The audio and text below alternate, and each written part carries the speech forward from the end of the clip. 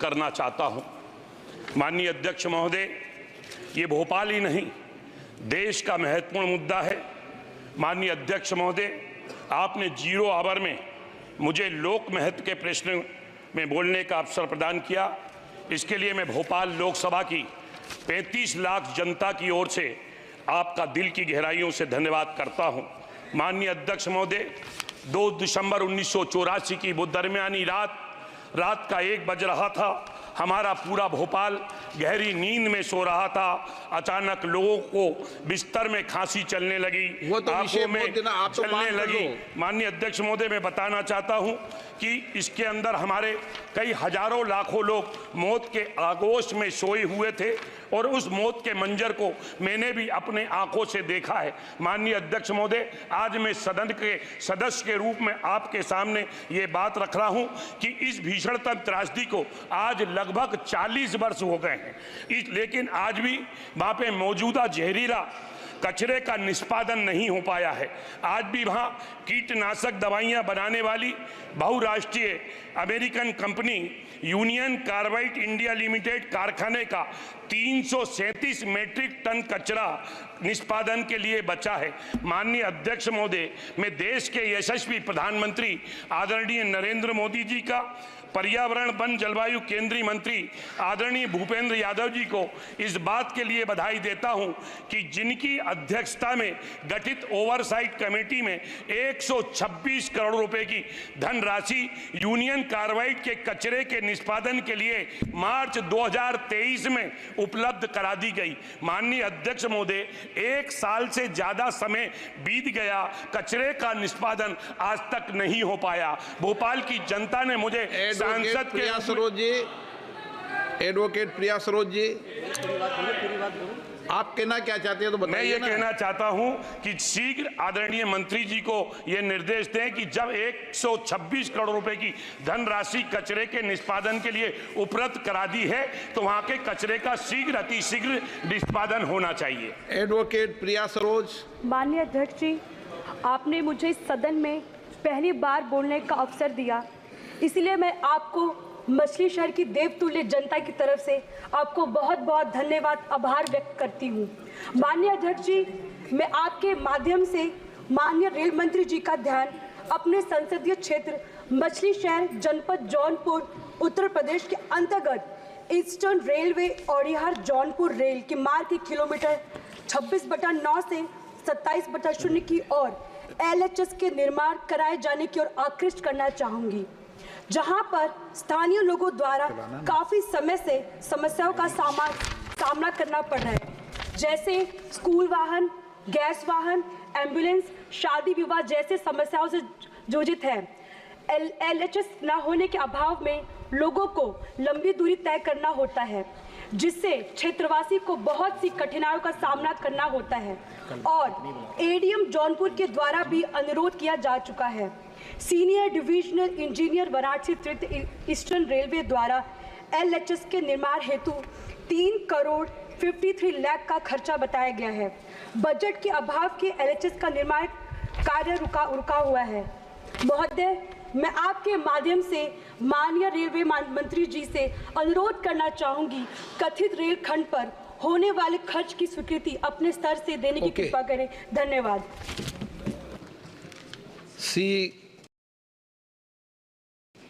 CN Annadurai. Thank you, Honorable Speaker, sir. Sathanur Dam on Tenpenna River, also called as Penna River, is one of the major dams in Tamil Nadu. This dam is the main source of drinking water for people of Thiruvannamalai parliamentary constituency. However, the basic problem is its silting since its construction. I request the Honorable Minister for Jal Shakti to instruct the officer concerned to make comprehensive project for desilting of the dam, Sathanur Dam. This will ensure piped safe drinking water supply to all households in my constituency. Thank you, sir. Shri Satpal Brahmachari.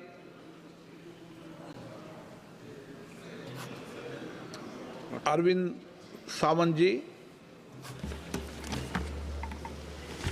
माननीय अध्यक्ष जी, बहुत बहुत धन्यवाद, आपने मुझे अवसर दे दिया शून्य प्रहर में। अध्यक्ष जी, आप जानते हो पिछले 10 वर्ष मैं महानगर टेलीफोन निगम और बीएसएनएल की सेवाओं के लिए तड़पता रहा, बोलता रहा। अरविंद जी जो है ना, अरविंद जी बीएसएनएल और टेलीफोन छोड़ता ये नहीं, उनका प्रिय सब्जेक्ट है, छोड़ता नहीं मैं, क्योंकि इन्होंने बीएसएनएल में लंबे समय तक सर्विस की है। बहुत बहुत आभारी हूँ सर।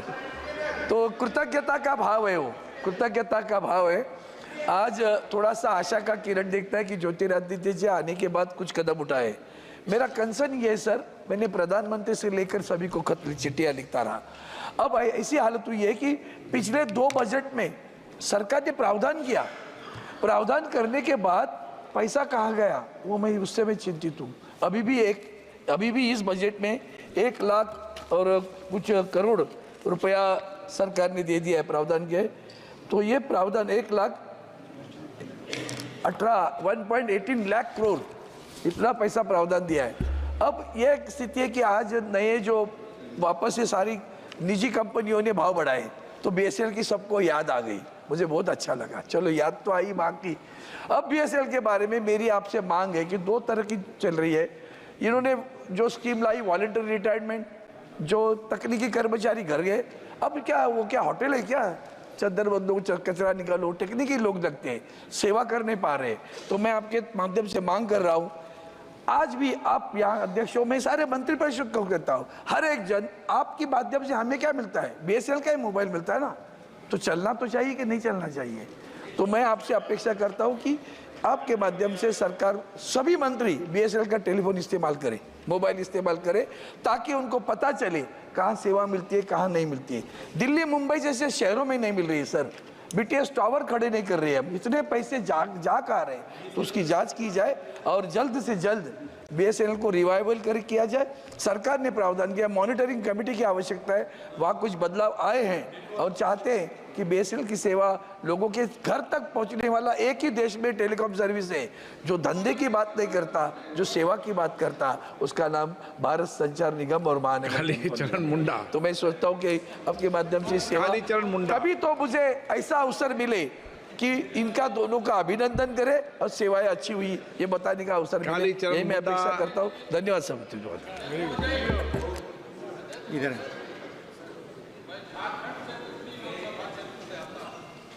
जहाँ वीर बिरसा मुंडा का जन्मभूमि कर्म भूमि है। अध्यक्ष महोदय, हमारे लोकसभा क्षेत्र खूंटी बाईपास के निर्माण हेतु वर्षों से जनता की मांग है। इससे संबंधित त्वरित कार्रवाई के लिए आग्रह है ताकि खूंटी की जनता को जाम से राहत मिले। खूंटी के शहर में चारों तरफ से विभिन्न औद्योगिक क्षेत्र से बड़े बड़े वाहनों की प्रवेश लगातार होता रहता है। जमशेदपुर, राउरकेला, रांची, चाईबासा आदि शहरों का भारी वाहन खूंटी के मुख्य सड़क पर प्रवेश की वजह से शहर की सड़कों की स्थिति भयावह हो जाती है और आए दिन दुर्घटनाएं होती है। माननीय मंत्री महोदय, खूंटी बाईपास के निर्माण हेतु त्वरित कार्रवाई का निवेदन है। श्रीमती संगीता कुमार। और सर, और एक बात है सर, कोलेबिरा से Manoharpur NH 32 0G। Thank you, Honorable Speaker, sir, for giving me the opportunity to raise a matter of urgent public importance regarding establishing a fisheries college in Subarnapur district of my parliamentary constituency. Sir, Subarnapur is situated at the confluence of 3 rivers, Mahanadi, Tel and Ang. And apart from these, there exist several minor irrigation projects and the Harihar Jor Dam, as well as traditional village ponds. 2 of the biggest hatcheries of Odisha are situated in Subarnapur, one in Sonpur town and the other in Binka NAC. A major portion of the district's population comprises of traditional fishermen and boatmen communities such as the Kyot, Kebarta, Dhibar, Tiara and Jhara. The essential requisites for the establishment of a degree college or training institute are abundantly available. Sir, through you, I would like to urge the Honorable Minister of Fisheries Animal Husbandry and Dairying for the establishment of a fisheries college in Subarnapur district of Odisha, as it would go a long way in developing the economy of the district and transforming the lives of the local populace. Thank you, sir. Sri Rakibul Hussain. Honorable Speaker, sir, thank you very much for giving me the opportunity for raising a very important, valuable and burning problem of my constituency Dhubri and the problem of whole of Assam. Sir ये problem है erosion का, ये problem है मिट्टी कटाव का। Sir हम लोग सब जानते हैं कि ब्रह्मपुत्र असम में है, लेकिन कम आदमी जानते हैं कि ये नदी नहीं है, ये नद है। Brahmaputra is a male river. Brahma का पुत्र है, इसीलिए बाकी प्रदेशों में जो है वो नदी है और ये नद है। ब्रह्मपुत्र का जो स्वभाव है वो बाकी नदियों से नहीं मिलते हैं, इसीलिए ब्रह्मपुत्र एंड 33 ट्रिब्यूटरीज में ऐसा होता है सर, वहाँ इतना ज़्यादा मिट्टी को निकाल जाती है, 1000-2000 जमीन एक ही बारी में ब्रह्मपुत्र नदी में समा जाता है। सर 100 बीघा जमीन का मालिक सर एक ही दिन में रास्ते में आ जाता है, और इसी आदमी को यहाँ दिल्ली में आके किसी लोगों ने घुसपैठिया कह देते हैं, बाहर का आदमी कह देते हैं। इसीलिए my request is sir to send send a all-party delegation not to see the situation but to see the ground reality of the situation. The last, sir, my request is to the government of Assam, government of India, to send a team to that erosion problem spot, and the problem of flood and erosion as a national problem. I again request you, sir, ये गुजारिश है, हमारा अनुरोध है, please sir, declare the problem of flood and erosion as a problem of national problem, sir. Thank you, sir. धन्यवाद अध्यक्ष साहब। अध्यक्ष महोदय, आपने मुझे 0 आवर्स में बोलने का मौका दिया। मेरे संसदीय क्षेत्र बाड़मेर जैसलमेर में केन वेदांता ऑयल फील्ड द्वारा वहाँ कार्य किया जा रहा है। वहाँ पोल्यूशन को लेकर कोई विशेष ध्यान नहीं दिया जा रहा है। वहाँ केमिकल युक्त गंदा पानी बोरवेल द्वारा ज़मीन के अंदर छोड़ दिया जाता है, जिससे आसपास के किसानों के बोरवेल के अंदर गंदा पानी वापस आता है, जिससे किसानों के खेत खराब हो गए हैं और आने वाले समय में उनके स्वास्थ्य के ऊपर भी गंभीर असर पड़ेगा, और साथ ही स्थानीय लोगों को रोजगार के लिए कोई महत्व नहीं दिया जा रहा है। मेरा आपके माध्यम से निवेदन है कि एक विशेष दल बनाकर इसकी जांच करवाई जाए, ताकि लोगों के भविष्य के साथ में खिलवाड़ नहीं। अध्यक्ष महोदय, आपके माध्यम से सरकार का ध्यान कटिहार संसदीय क्षेत्र की तरफ दिलाना चाहता हूँ। महोदय, 2006 में पंचायती राज मंत्रालय ने कटिहार को देश के 250 सबसे पिछड़े जिलों में शामिल किया था। कटिहार बहुत ही संवेदनशील संसदीय क्षेत्र है। बाढ़ से, कटाव से लगातार वो प्रभावित होता है, और हमारे यहाँ कोई दूसरा एक समय था जो कटिहार को उद्योग नगरी के नाम से लोग जानते थे। आज कटिहार में उद्योग के नाम पर कुछ भी नहीं है, और इरोजन के कारण जो छोटे छोटे किसान हैं उनकी ज़मीन लिप्त होती जा रही है, ख़त्म होती जा रही है, और हर साल हर वर्ष बाढ़ का प्रकोप हमारे क्षेत्र में आता है, लेकिन उसका एक समाधान जो प्रभावशाली ढंग से होना चाहिए वो नहीं हो रहा है, और जिसकी वजह से वहाँ लोग बहुत परेशान हैं। तो आपसे यही मेरा निवेदन होगा कि सिंचाई मंत्री इस बात का ध्यान दें और कटिहार को बाढ़ से मुक्त कराने के लिए और कटाव से मुक्त कराने के लिए कोई प्रभावशाली योजना बनाई जाए। हरि भाई चौधरी, थैंक यू। हरि भाई पटेल। सर, आज मुझे 0 आवर्स में बोलने का मौका दिया, बहुत बहुत आपका आभारी हूँ। सबसे पहले कौन बोलेगा? से यशस्वी वड़ा प्रधान माननीय नरेंद्र भाई मोदी जी कब बोले?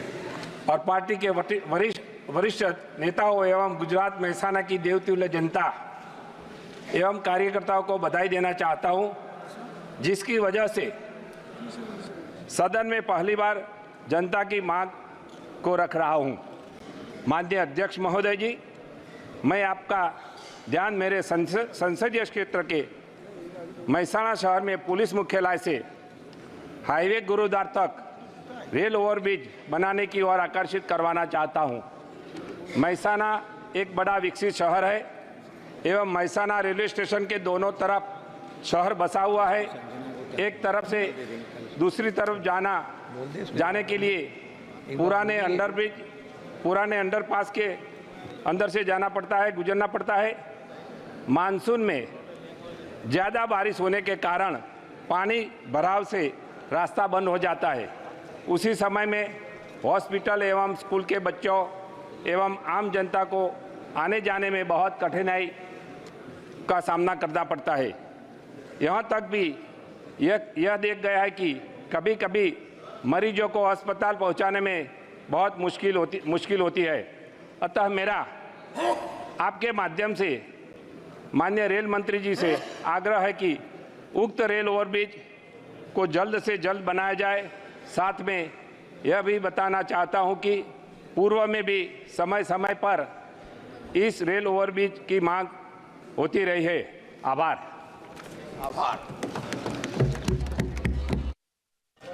बजट पर सामान्य चर्चा। श्री देवेंद्र सिंह भोले।